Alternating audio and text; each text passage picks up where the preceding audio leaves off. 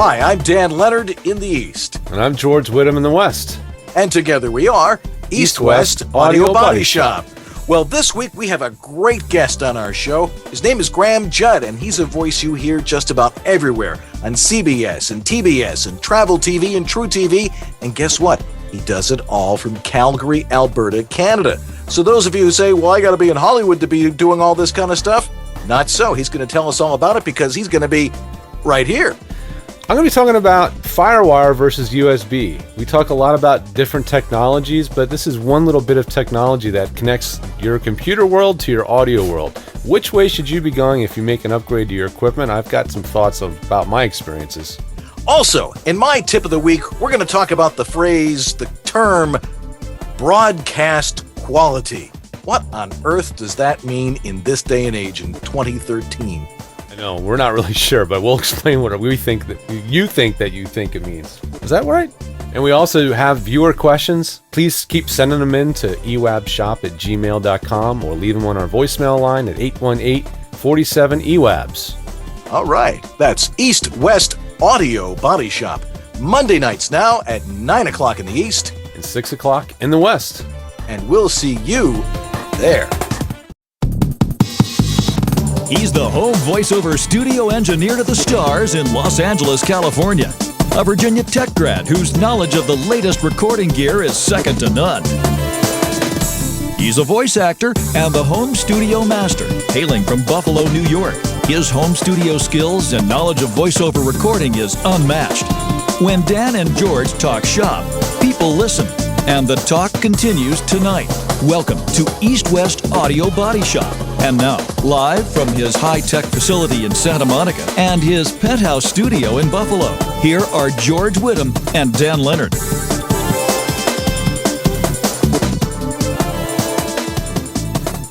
Good evening, America, Canada, and the world. Yeah, I had to say Canada. I'm Dan Leonard in the East. And I'm George Whittam in the West.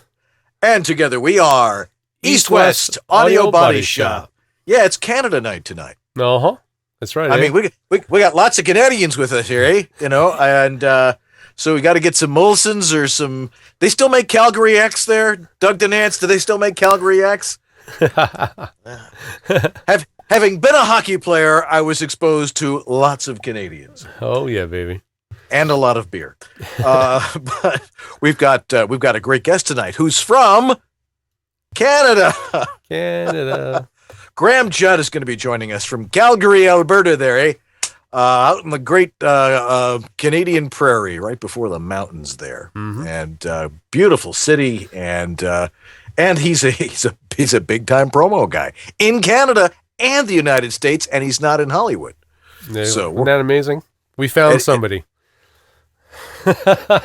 We looked under rocks. We tried to find somebody, and then Graeme was just there. He's big time. So right. We'll be talking to him in about 20 minutes. We met him at the Poker Classic, actually. Ah, he was there. I missed that. I met him there in person and got to shake hands and meet his wife. And I promise, when I'm feeling better and I have some downtime, I'm going to cut together all that footage from the Poker Classic one of these days. So sorry to make you guys wait, but there's a little clip in there from Judd too. Great. Well, I'll try to carry the load tonight, so you don't have to talk too much, because you sound like you need a respirator. Yeah, I'm keeping my left hand on my mic fader to cut it out at any time when I start coughing. So yuck. So sorry, guys. This is why we do the show over the internet, not in your living room, so I don't spread germs into your family's homes. Speaking of technology, and then I'll let you get into your thing here. Any of you have Progressive Insurance and tried the whatever that thing is they give you this little device that you plug into your car's Snapshot. It's called Progressive Snapshot. Well, it doesn't just broadcast how you drive back to them. Anytime you stop too fast, take a corner too fast, slow down at a stop sign, and then continue through it, it goes beep, beep, beep. Uh-huh. I've heard about this. So do you have one in your vehicle? I have one. We have one in all our cars. And I have started to swear at this thing. Like, you wouldn't believe, I didn't go through this. Shut up. What is this? Anyway, so we keep getting these notices from Progressive that, no, we have not gotten any savings yet. But if you've ever driven with me, you'll know why. Anyway. It's hilarious.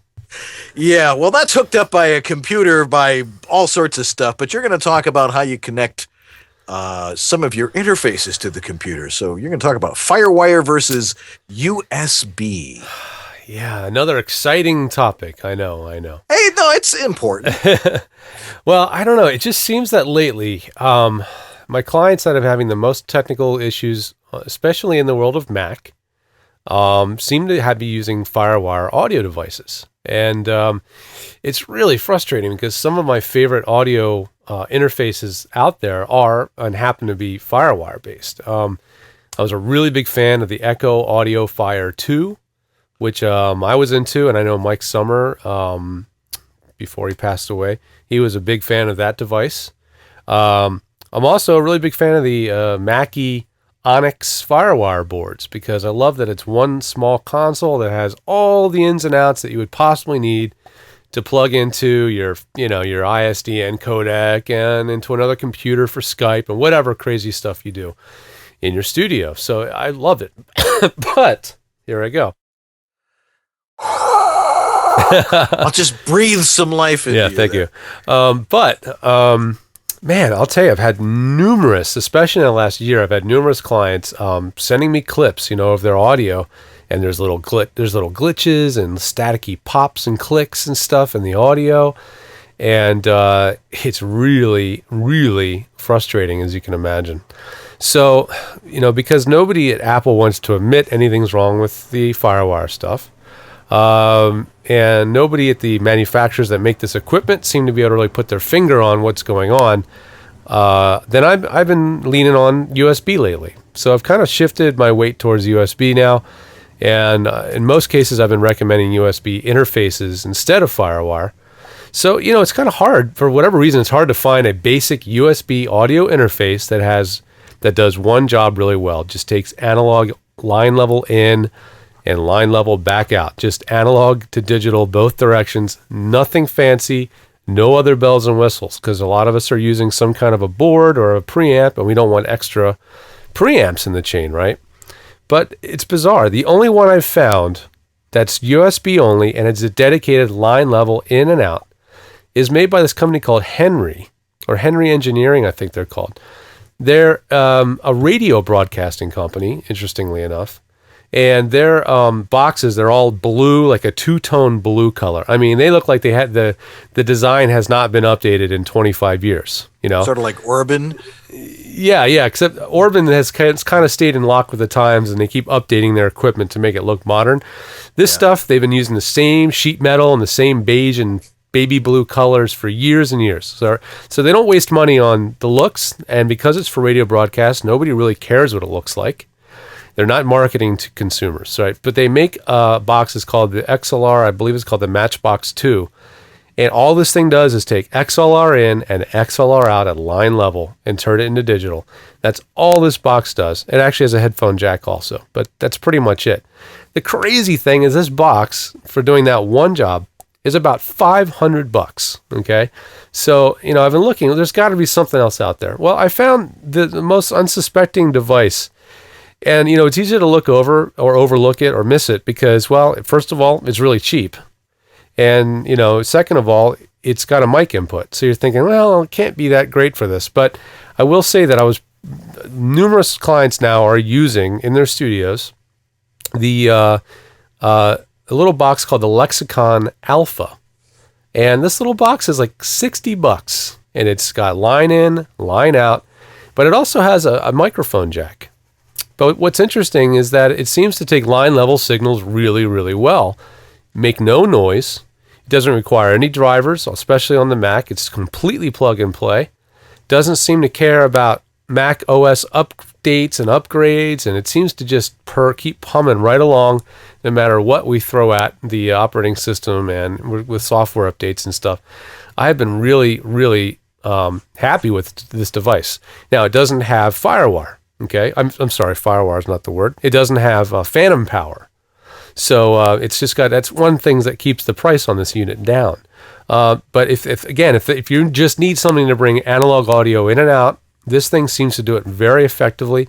And even the 1/4-inch input jacks on this thing are balanced. So they're a balanced signal, which means really, really low noise. So if you're looking for something like this, that is definitely my first vote, is this Lexicon Alpha. If you're looking for more features, you want something that's really more of a standalone interface. You've heard Dan and I talk about it many times, but we were both fans of the Scarlett 2i2. Dan's using one in his studio now. I mean, that's your preamp, right, Dan? That's what I use for a preamp. Yeah. I mean, not for our broadcast, but for what I use in my studio. Absolutely. It's mic into 2i2 into the computer. Yeah. And, in the chat room, Anthony just chimed in, does it work with Source Connect? Because he's one of the people that's using the Scarlett 2i2 and happened to find out that there's some bizarre driver incompatibility issue on Mac with Source Connect. But for some people, not for everybody. It's really strange. So does it work with Source Connect? Yes, it absolutely does, because the clients of mine that do have this unit do use Source Connect in their home studios on a regular basis, as well as ISDN and stuff. So it's definitely compatible. And USB has this, I think, this preconceived notion that it's less professional or less reliable than Firewire, that it doesn't carry as much data bandwidth and stuff. And that's not really true, because USB 2.0, which has now been surpassed by 3.0, is actually technically faster than Firewire 400, which is the standard that pretty much all the audio devices use. Only the really high-end, really expensive audio interfaces that I've seen, such as Universal Audio makes this really nifty one called the Apollo. That thing does Firewire 800, and it also does Thunderbolt. And I think we're a long way away from all of us needing to upgrade to any audio device that uses a Thunderbolt connection, because it's just an unbelievably huge amount of data rate that is being spit through your machine. And for recording a mono 16-bit or even 24-bit 44.1 track, the data rate required to be carried over that USB cable is extremely low. JS also brings up, but USB is shared bus. It's a shared bus. Well, yeah, you're right. It is. Firewire is technically on its own bus, and USB is a shared bus, which means that internally inside the computer, there's a USB hub, and that is doling out the duties of all the other USB devices on your system. That is absolutely true. I will say that in my particular user case, I have 4 USB devices plugged into my Mac Mini. Then I have a USB hub plugged into that with 7 devices plugged into it. So I've got no less than like 10 different USB devices. And my system seems to have absolutely no issues at all dealing with the audio ins and outs of these systems. I will say, though, that one thing that has caught us as a little off guard, because it may not be obvious at first, is if you have a USB-powered device, in other words, if it's a USB interface that has no power cord, don't let your computer go to sleep. If your machine sleeps, the power to that audio device, it doesn't necessarily always go away completely. Some computers, they just drop the USB output power on the bus way, way low while it's in sleep mode to save power, I guess. And so that device all of a sudden gets this trickle of power, and then when the machine wakes up again, it oftentimes will freak out. But not freak out in a way that's obvious until you actually try to record something. So definitely shut your machine all the way off, or if you forget to do that, you can always unplug and plug the USB cord back into your USB audio device, and that will, in essence, restart it or reboot it. So out there, you'll see a lot more really feature-rich, super high-end looking interfaces that are actually going USB, and I think there's a good reason for that. And you'll certainly see some stuff that goes USB 3 in the future, but for now, especially for you Mac users, I'd love to get a little feedback from you Windows users who are using Firewire to know how stable it's been for you. But I would say if you're on Mac, and especially if you have a new Mac, stay with USB. That has been my personal experience. Yeah, until I get the Thunderbolt thing all straightened away, and then... Well, the Thunderbolt is unbelievable. I mean, the amount of data it can carry. Not only can it carry all the audio and video, but it'll drive up to, like, I think 4 1080p LCD monitors at the same time. I mean, it's a tremendous amount of data that it can handle. So once the price comes down, Thunderbolt will be the next USB, basically, and that's what's going to happen. So, all right. It's and it'll be by laser beam or something like that. Right. Well, we'll see. Yeah. Well, yeah, it's an interesting discussion, and it certainly is a major part of what goes on in a home studio. So it's something you got to think about. If you like having the Firewire and it works for you, use it. But your opportunities are going to be a little more limited in the future, I would imagine. Yeah, I mean, I didn't mention PCI because there's far fewer of you out there using a PC tower computer that can accommodate a PCI card. But I will say that if you are on a Windows machine running, that you have a PCI card available to you, it's probably the most reliable of any of the options that I've seen because it's so integrated into the system and it's an internal card. I used to run a Mio, I think it was called an Echo Mia card inside a PC for years, and it was just rock solid. So anyway, that's enough on that topic. All right. We didn't kill it, but there's still more. But anyway, all right, we got lots more coming up. We've got my tip of the week, and we've got our special guest, Graeme Judd, joining us from Calgary, Alberta, Canada. He's going to talk to us about promo and about his home studio a little bit. So stay right where you are. We'll be right back here on East West Audio Body Shop.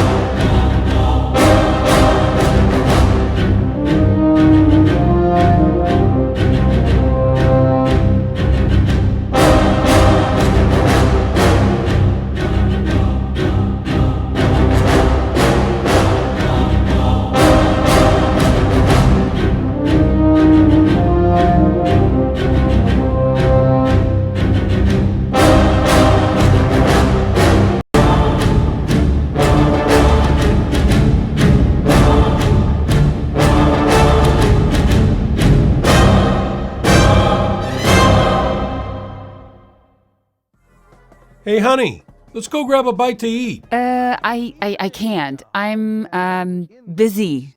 Are you hiding something? No, I'm not. What is so important on Sunday evenings that you can't spend it with me? Nothing? Are you having an affair? Yeah, okay. I was attracted to their smarts. I'm in love with their brains. They talk to me and are interested in what I have to say and what I do all day. East West Audio Body Shop, no longer the best kept secret. I didn't know you were into bald guys with mustaches. Well, we're back. Got to give a shout out to my son Lewis, who's in college. We're very proud of him out there in Oswego State. Yay, Lewis. Go college. Right. Kid is busy. He's already treasurer of his dorm. Mm-hmm. And all that other stuff. Kid gets involved. That's good, man. Good for him. I'm glad to hear him. That's a kid that's ready to go to college. He was ready to go to college in December, and it was pretty much his brain was already there. But now he's actually there, and he's having a great time. Good. And speaking of having a great time, that's why you're here, isn't it? East West Audio Body Shop. There's a question that always comes up, or at least not a question, a statement people make. And of course we're an industry of terminology and phraseology. Is that actually a word? Google it. No, it's from the Music Man. Oh, okay. What's your phraseology there, young man? Anyway, it's one of the phrases we get a lot is talking about broadcast quality. The heck is that? Well, we've got a little piece, and we'll talk a little bit about it right after it. So watch this tip of the week, or tip of the week, or tip of the week.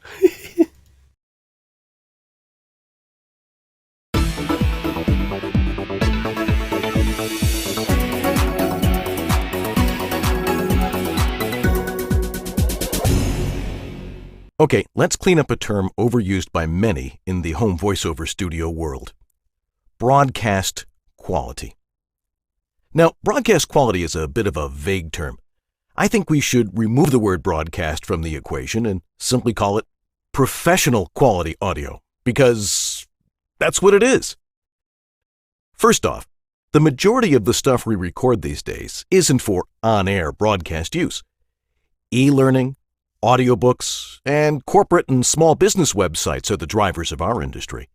Now, that doesn't mean that the quality of our audio should be less for these genres.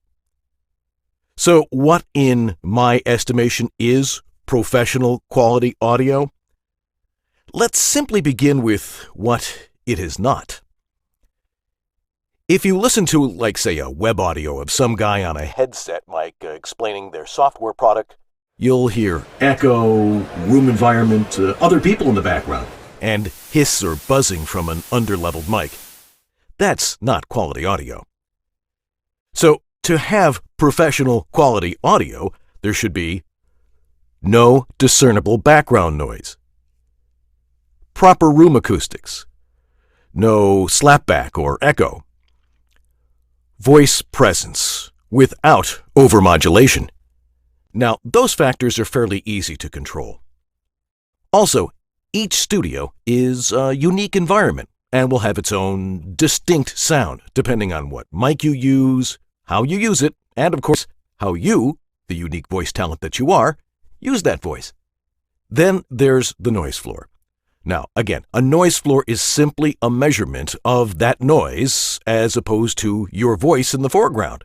If you were to just record your studio using your mic without your voice, there would be ambient noise.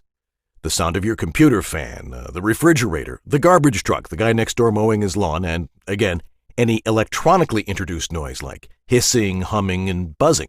So the only way, if you know your audio is up to snuff, is for someone else who knows what quality audio is, give it a listen. I guess there's another way, though. You're either booking work, or auditions are responded to with... And that's my tip of the week.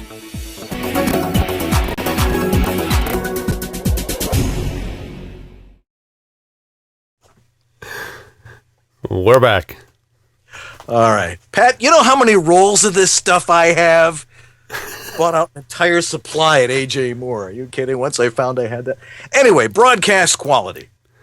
Guys, stop telling us, does this broadcast quality? Why, are you on the radio?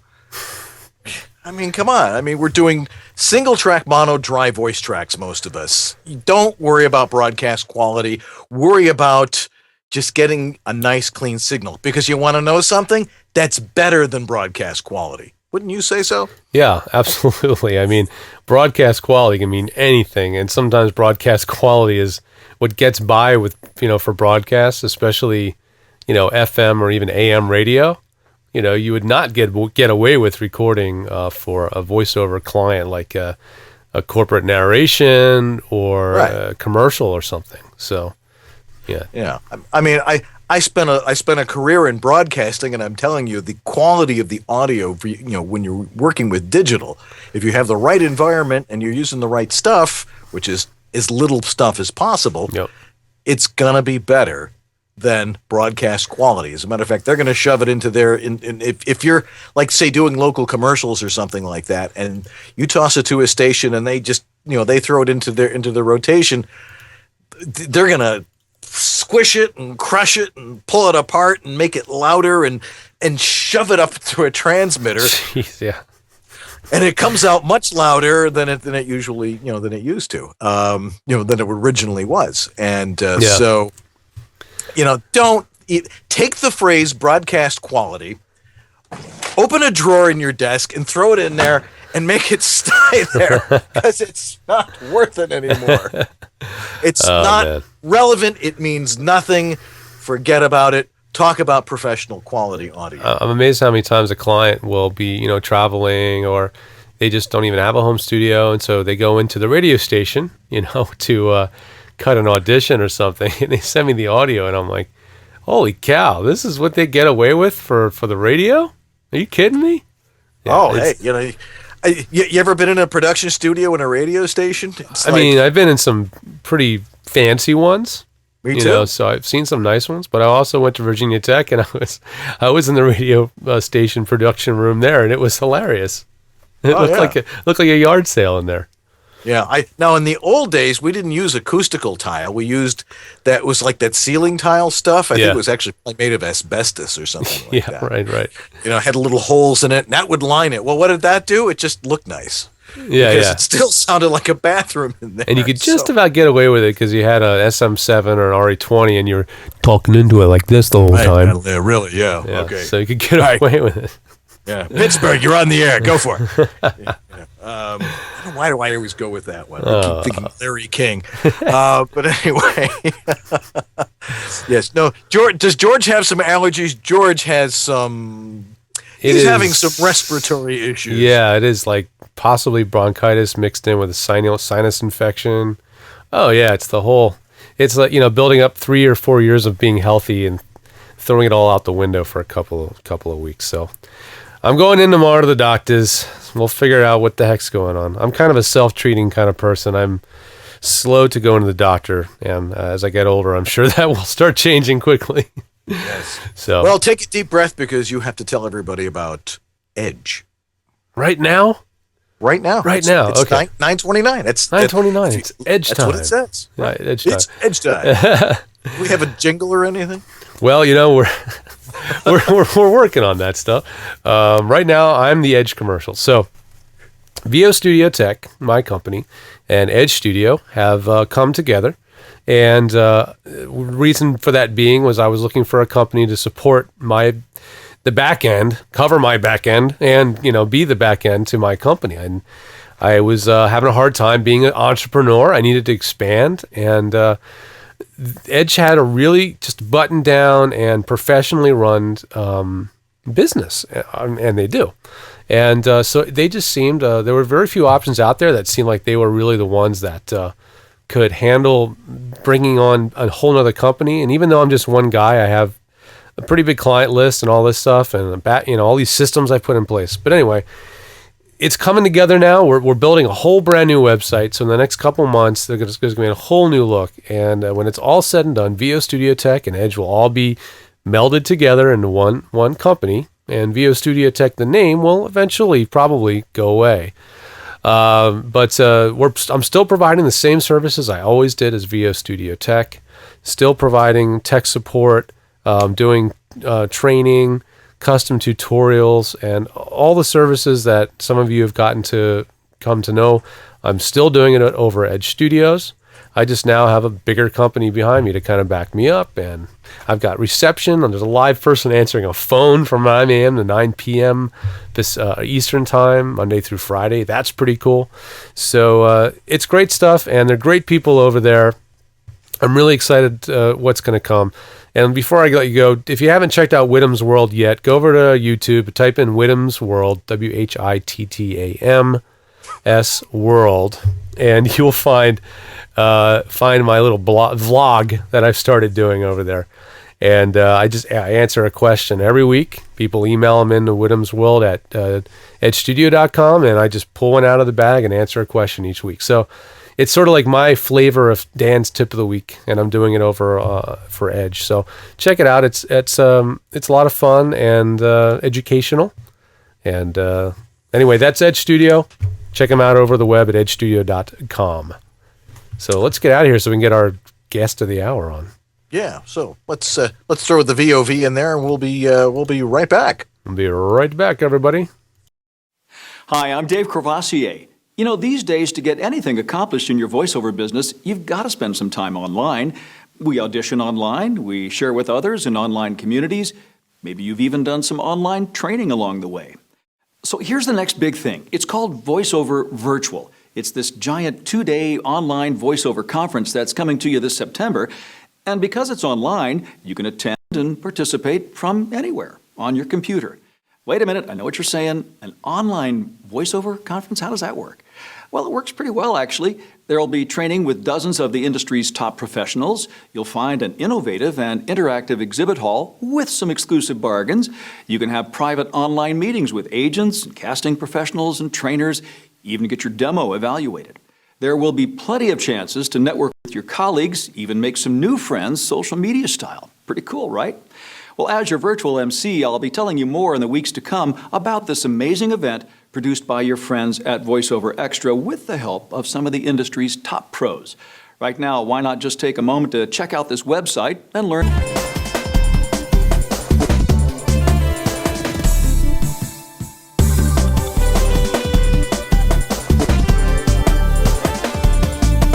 If you have studio problems, bring them here to EWABS. Let's get back to more problems with Dan Leonard and George Whittam. Why does that one make me laugh so much? I don't know. It's because we always have problems. It's a problem. Anyway, joining us, let's welcome from Calgary, Alberta, Canada, Graeme Judd. Graeme, how you doing tonight? What's up, guys? I'm doing very well, thanks. Thanks for having me.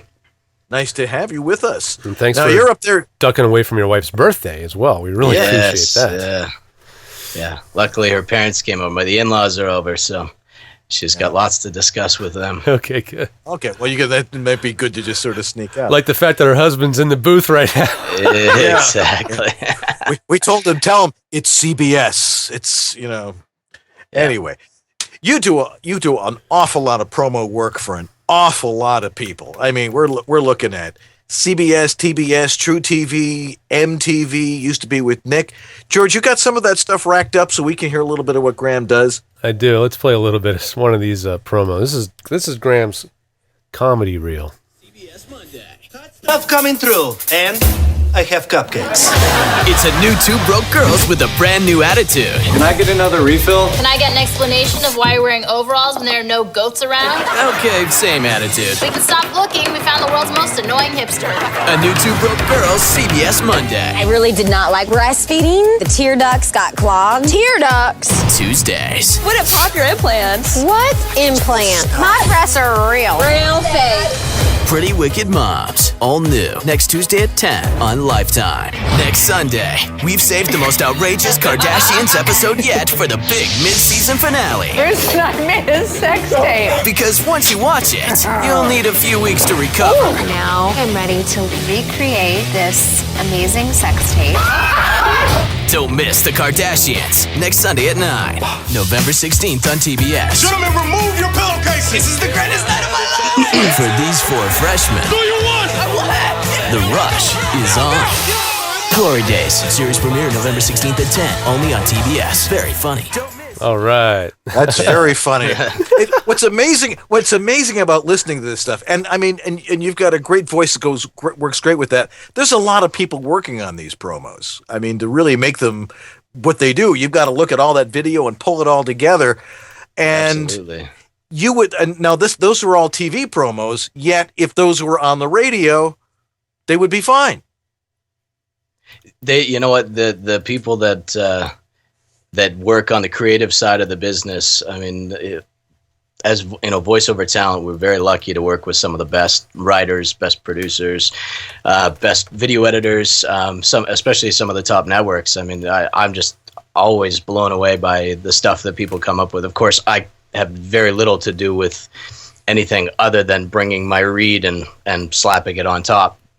And even then, I'm not mixing it. I'm not, I have very little control over the end result beyond just speaking into the microphone, sending it down the line over ISDN, and the brilliant people on the other end work their magic. So it's a lot of fun to get to work with some really, really creative, really brilliant, talented people. And this probably goes for anything in voiceover, but I learned very quickly that the voiceover was a very small piece of the puzzle. While for us, as talent, it's all we do, it's all we want to do, and we can get really myopic about the casting process and everything. For me, the second I realized, like, wow, it's such a bigger animal than I ever knew, and I'm just lucky to play a small role. Yeah. How did you get into doing promo, and how did you get yourself into doing with all these different networks? So why don't you give us a little bit of background on how you got into I'll try and give you this the nutty biz. Yeah, the Reader's Digest version. I'll give you the mini version. Some people might hear things and go, oh, that sounds like me. Back as far as being a child, I was in the Calgary Boys Choir, which ultimately gave me professional vocal training from a music standpoint. I was in theater. I was, always into performance. And, in high school, I was always the lead in the school play, that kind of thing. Was going to take theater in college, university. Actually got kind of sidetracked from the professional side and joined a boy band right after high school. So, we were trying to be like the Canadian NSYNC, Backstreet Boys, that kind of thing, which was popular back whenever that was, 2000. And from there, I spent so much time in recording studios on the music side that I just loved being in the environment. I loved being around the gear. Worked in some beautiful studios. One of my favorites being Capitol Records in Los Angeles. We got to record in Studio A with David Foster as the producer, and it was just, at 19 years old, I'm freaking out from a musical perspective. It was really incredible. From there, obviously, I didn't become a pop star. I wasn't the next Justin Timberlake. So consider yourself fortunate, I think. I suppose. Well, I think he's doing pretty well for himself. But that being said, I had to find, a new calling. Music for a long time was what I thought I was going to do. And at 19, 20 years old, my parents are both, post-secondary educated, and my mom, works at the college here locally. And so in our household, there was just no option to not pursue some post-secondary education. So thinking is, okay, we go back into theater. What am I going to do for a real job? My mom said, well, you're really going to try and make it as a theater actor here in Calgary, which, is smaller than Vancouver and Toronto, which those are smaller than New York and LA. Obviously it's pretty low down on the pecking order. And so she said, well, what about broadcasting? It's kind of like a real job mixed with a little bit of performance. And at that point, the thought would be that, I'd be on the radio or a news anchor or something. I didn't really know where I fit, but, I thought, well, that's not terrible. So I enrolled, got into the broadcasting program, and I was lucky enough. There's a gentleman here locally with the name of Paul Boucher, who some of you may know, have had the pleasure of interacting with. Pretty much here in Calgary, where I am, he's, for a long time was one of the only people you could turn to for professional voiceover advice. He came as a special guest into my broadcasting program, and that was kind of the light bulb moment when he said, well, I used to be radio DJ, now do voiceover full time. I thought, well, I don't know how, but that's the answer. So that was 8-9 years ago, and from that point, it's been how do I make a living at this? And I've been very lucky. Last 3 years now, I've been full time. But in there, I also, I mentioned loving being in recording studios. So I actually fostered a relationship that ended up with me in the in the engineer's chair at a local production facility. So what that meant was I could have access to a professional studio to call my own. To pursue my voiceover stuff. Yeah, tell us a little bit about your studio. Well, this was the studio that I was an engineer at. So I was sitting in the engineer's chair at a studio here locally called GGRP. It's now the Forge Audio Company. And my boss at the time was incredibly supportive of, my pursuits as a voiceover talent. And the thought was, well, in between sessions here at the studio, yeah, we can squeeze in some voiceover stuff. And I was just lucky enough that I've been blessed and able to book enough work and enough regular work that it just became apparent that it was time to for him to find someone that was a little bit more dedicated to the chair, and for me to just come to the home full time and do the promo stuff that I'm doing. So yeah, well, that was a great thing that happened to you there. You had the opportunity and the equipment to do it. So absolutely. Well, and then I didn't have to put in the ISDN lines and all that stuff right away. I had access to it at work, and so it was a marriage of of opportunity meets luck and all those things, and preparedness and all those things. So I was very blessed. Yeah, confluence of events. Yes, absolutely. Yeah, and then like I said, the performance side of things, having experience with it in the past and theater and all that stuff, all of that kind of added up. to where I'm at today. So. Yeah. So what's your average day like? I mean, are you get up in the morning and like, what are they going to send me today? Or you sit around and then suddenly, oh, here's this, there's this. How much stuff do you do in a day? There's a mix of lots of stuff. I'm very lucky to be definitely working every day, multiple times a day. I have a couple of clients that are kind of regular daily set in stone bookings, so I know that I've got those at least to look forward to. And then there's always last minute stuff for whatever reason in the promo world, and trying to dabble like all of us would love to in the movie trailer, DVD release world.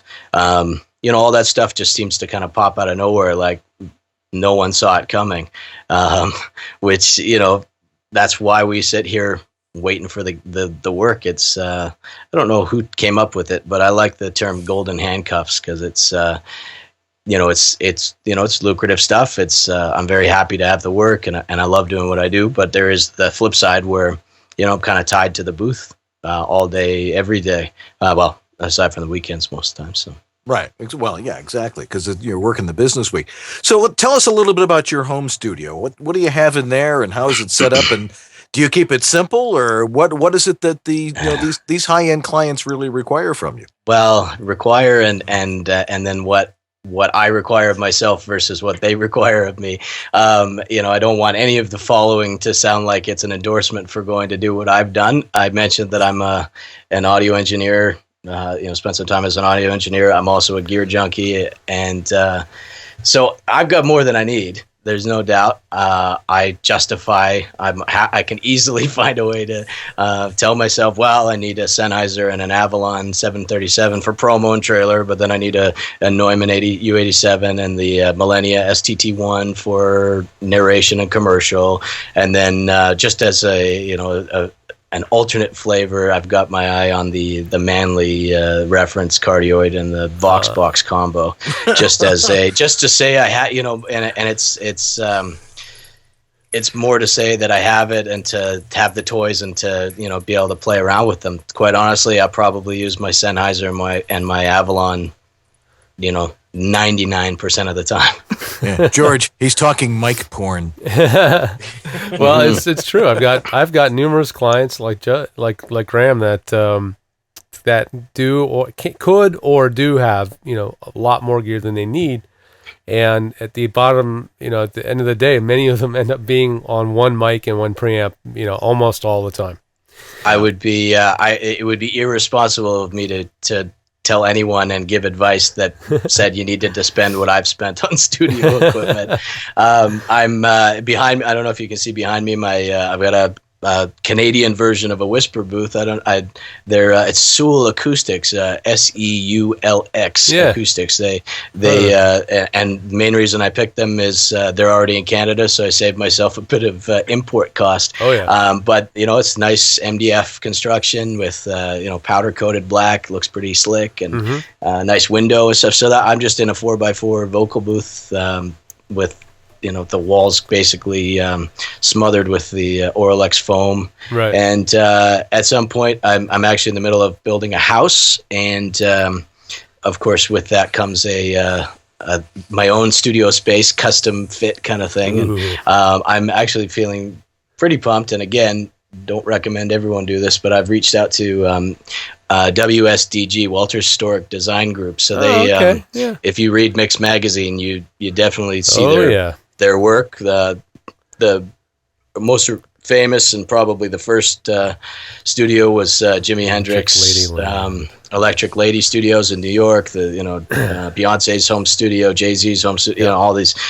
world class studios. So I reached out to them thinking, well, this is basically a basement bedroom recording studio. This is going to be a little lower than their usual fare, and I was blown away.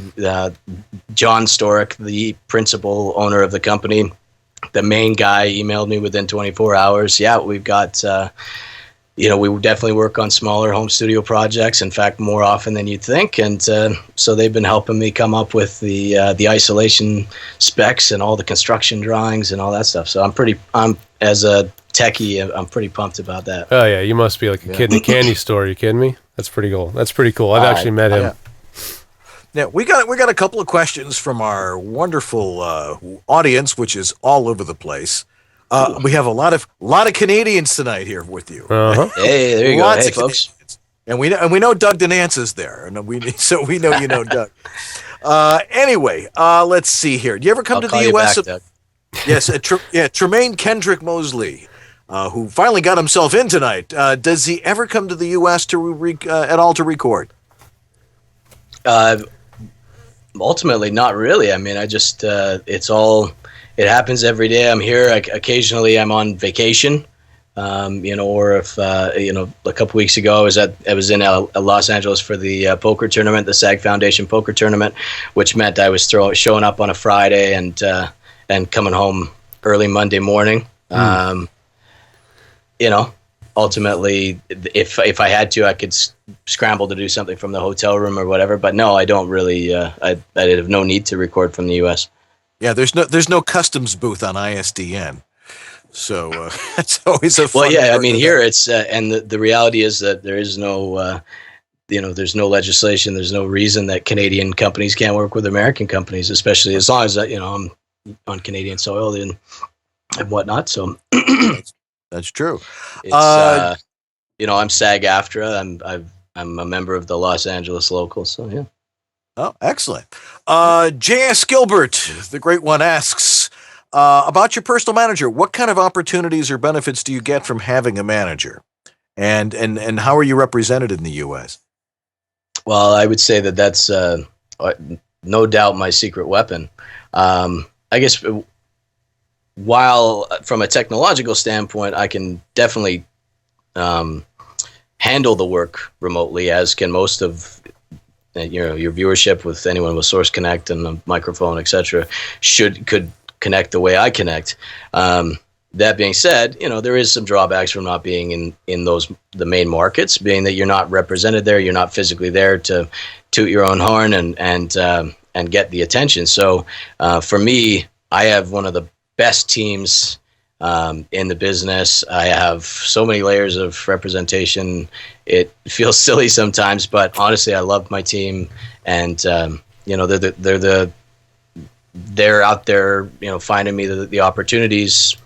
It's my job to do a read that books the job, but they're hooking me up with the pipeline to get the work. So my manager, Jonna Gottlieb, is kind of she oversees everything.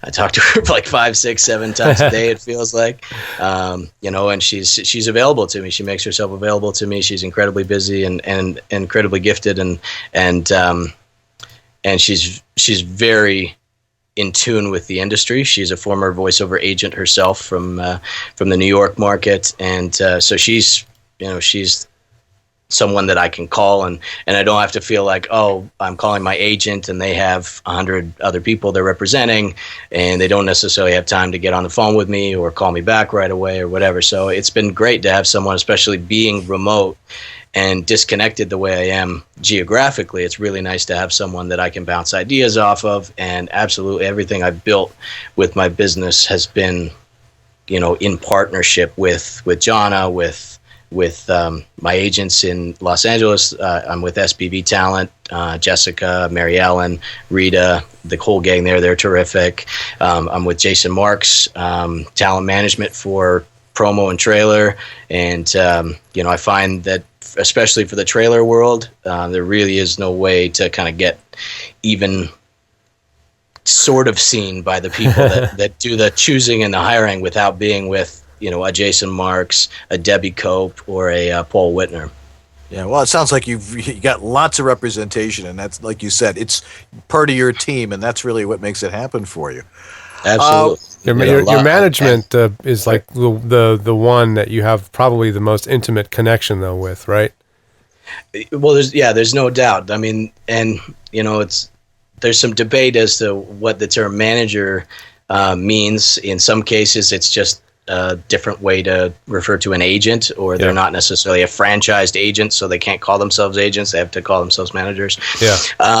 There's, the reality is though, for me, Jonna, my manager, is a true career manager. She oversees, and I make all my decisions and any move I make. It's all co-piloted. Co-pilot, yeah, she's your wing lady. Your co-pilot. Yeah, absolutely. And in most cases, she's the one with the experience. I'm just the guy that's wanted to do this for a long time, and I'm very lucky that right now there's a trend going towards younger voices, the cool guy, whatever. So there's some of that. I'm a little bit right place, right time. Absolutely. That being said, I'm also sewn tight when it comes to the technical side. I have been studying the craft for long enough that I'm not coming at it as my first audition or whatever. So there's a lot of things that are kind of coming together. It's making, right now things are really great, and I feel very blessed. Yeah, well, we certainly hear you everywhere, especially if you watch a lot of cable TV and stuff like that. I'm like, now I know who that voice is. and now I'm sorry. now that you've heard me, now that now it seems that once that that veil comes off, that's all you hear. My friends, they can't stand that I'm on TV all over the place because they inevitably forget to mute the TV or something when they're having an intimate moment, and then all of a sudden I come on and surprise them. That's my favorite story. And sadly, it hasn't happened only once. So, Well, that's what people are doing. We're watching in bed. It's late at night. And they're like, let's put on TBS. Oh, not him again. Yeah, I can certainly see that. Well, Graeme, it's fabulous that you could join us tonight, and I think it's great that you're able to have such a presence in our industry and do it from someplace other than Southern California. Not that there's anything wrong with Southern California. Beautiful place. I love sitting there. It's nice and warm most of the year and all that kind of stuff, and wonderful people. But you can do it from home out in the prairie there. I think that's just great. It's a interesting business. I certainly don't want it to come across like that it's a piece of cake and everyone should be doing it. It's been a tough road, and continues to be. There's no shortage of people on the casting side that will occasionally throw back a little, wait a minute, he's not here, I don't know. So it hasn't been a complete cakewalk, but sure. That being said, the last 10 years probably, with the advances of technology, with individuals like Joe Cipriano and obviously Don LaFontaine and some of my favorites, Reno Romano and Mike McCall, and some of the top promo trailer guys, Scott Rummel, all those guys that I look up to, those were the guys that insisted that it happened from their home studio, and which meant that all that's different dialing me, for example, for CBS, if I'm doing a CBS session, I might be back to back with a Joe Cipriano CBS session, and the only thing that's different about dialing me is the area code. Yep, absolutely. From a delivery standpoint, it doesn't take them any more or any less time to call me than it does to call him, and he's not coming to CBS. He's doing it from his cushy home studio, so... Yeah. And he has a nice one, and we've seen it. Oh, well, Graeme, yeah. Thanks for being with us tonight, and we know you got company, so we don't want to keep you too long and keep you from birthday cake and stuff. I thank you, and my wife thanks you. Cheers. And my best to her. Thanks for being with us tonight. Have a good night, man. Cheers, guys. Have a good night. Thanks for having me. All right, bye-bye. All right, well, what else we got going on here tonight? Oh, we got to talk about Harlan. Harlan. H2. Harlan Hogan. Well, he likes us to mention his name, but really what we got to talk about is VoiceOverEssentials.com. What do they got going on this week? There must be something interesting they have for sale. They've got something new all the time, and they're also showing you the great stuff that they have. One of the things that they have, and I'm sure a lot of you have tried it, is perhaps the VO1A microphone. Price is going up on it, but it's a great voiceover microphone. It was designed specifically for voiceover, and Harlan searched to the ends of the earth until he got over to some manufacturers that said, yeah, we can do that. And they modded a mic and mass-produced it for Harlan, the VO1A. It's I used it, and it's like, wow, this is like, is it a U87? Darn close. It is pretty close. I mean, it is not 10 times crappier if I could come up with a better term. It is it's 10 times cheaper, but it certainly doesn't sound 10 times cheaper. That is for sure. Yeah, so if you're looking for a good microphone at a very good price point, it's like $300 somewhere around there. $279. See, it's even cheaper than that. Go on over to VoiceOver Essentials and check it out because it comes with a great case. It comes with Mogami cable. It comes with a really nice shock mount that just open it up and just drop it right in, and it's great. And it's well made, and it's something that you should really take a look at if you're looking for a second mic, a backup mic, or if you have no mic at all, start with it. Right. So, of course, if you have no mic at all, VoiceOver is going to be very difficult for you.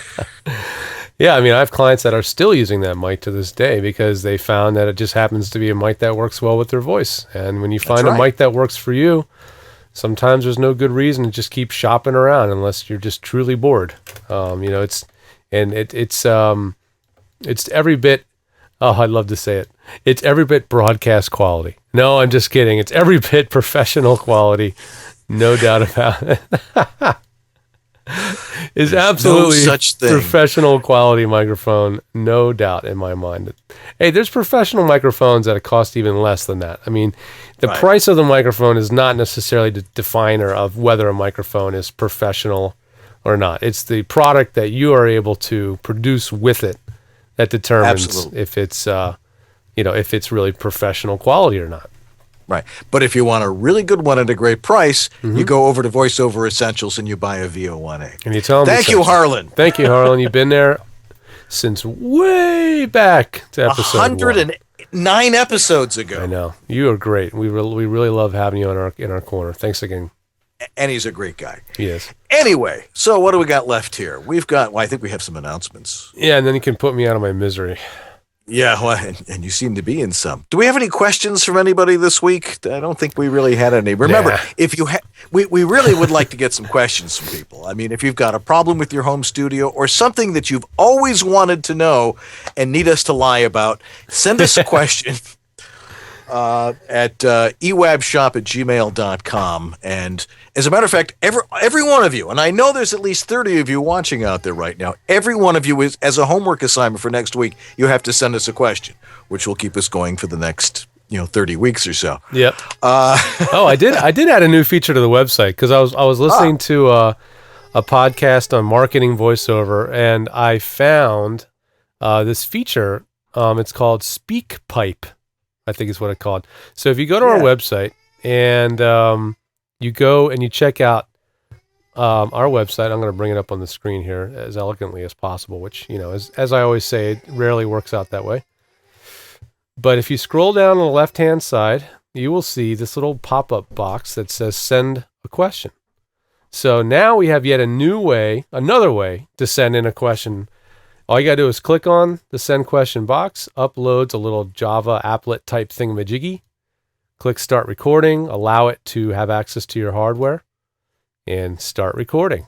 And when you're done, you'll have an audio sample that will get uploaded directly to us and pop up in our email box. So, I just thought it'd be fun to try something different. I'm always looking for fun ways to take your questions. So start using it. Send them in, and we'll feature some of the good questions that we get on the show. But not on the air because this is not broadcast, nor broadcast quality. Right, not on the air. Exactly. Not on the air. We're like we're being shoved down a tube here. Exactly. Anyway, we'd like to thank our donors. Thank you guys for all your help. Eric Aragoni, you're fabulous. We love you. Keep on helping us out, and we will keep giving you lots of great information.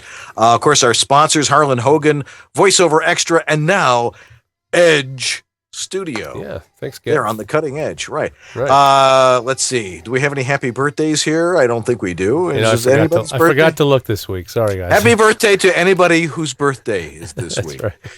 Let's see. We haven't had time to edit any poker classic video. You got to understand. This VoiceOver Virtual. It's been taking up. I've been very intimately involved in VoiceOver Virtual. And if you haven't signed up for that and you want to see some really great presentations and a really unique experience of an online conference, still time. It starts Wednesday. So you still have time to register for that. What time does it technically start?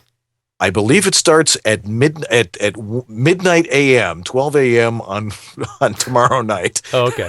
Gotcha. So it's like we've got this big switch and it's on. Yeah. You would not believe the work that goes into putting something like that together. I mean, it's hard work putting together a live conference, a virtual conference with a platform and all that.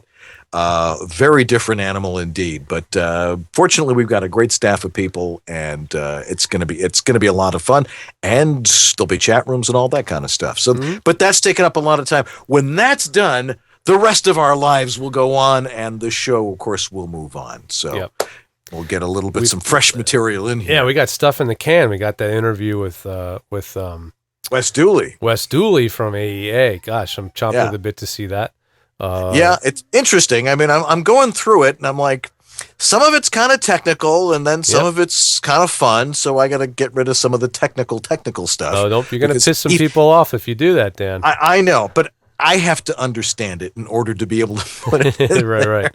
No, I agree. He can't help it. He is the technical guy when it comes to microphones. Yeah. But he enjoys talking about it. Yep. Let's see. Studio Suit, it's still there. If you want some, we got it. George, you can get it to people out in California too. Somebody actually called me from Hawaii.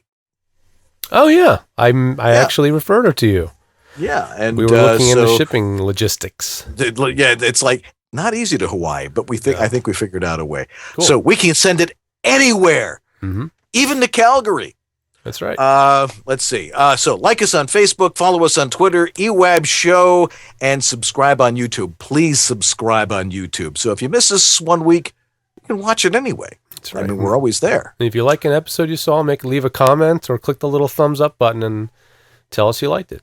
We appreciate it. That's right. That's right. Now, next week, we have a very special guest next week. I mean, we bring the best people on here. I mean, we've had Tom Kenny, we've had June Foray, and we've had J.S. Gilbert. Some of the top talent out there. Yeah. Next week, September 23rd, Rachel McFarlane will be here. She is a big-time voiceover person. She's also Seth MacFarlane's sister. Yeah. She'll have some Not great that stories. Seth will be on, but we will have her on, and she's fabulous in her own right. And She's a lovely so I'm lady sure too, and a mom. Lovely lady, and I'm sure we'll have a wonderful conversation with her.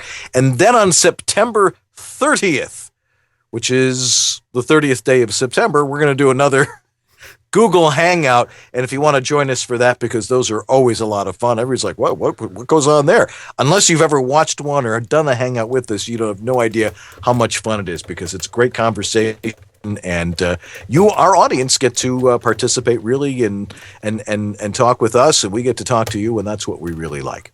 That's right. Anyway, wow, let's see. Is Ellis as quieted down there? I think she was hysterical. It's hysterical. Like right at the stroke. Or historical. Right at the stroke of 7 o'clock, she was banging on the door. Oh boy, I better go check on her.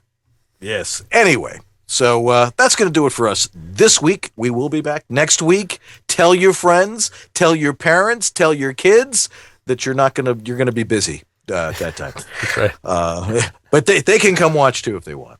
I'm, by the way, Dan Leonard in the East. And by the way, I'm George Whittam in the West. And together we are East-West Audio Body Shop. Everybody have a great week. Audition hard. That's what your job is. And we will see you next Monday night. Take care. Stay well and stay healthy. Take it easy.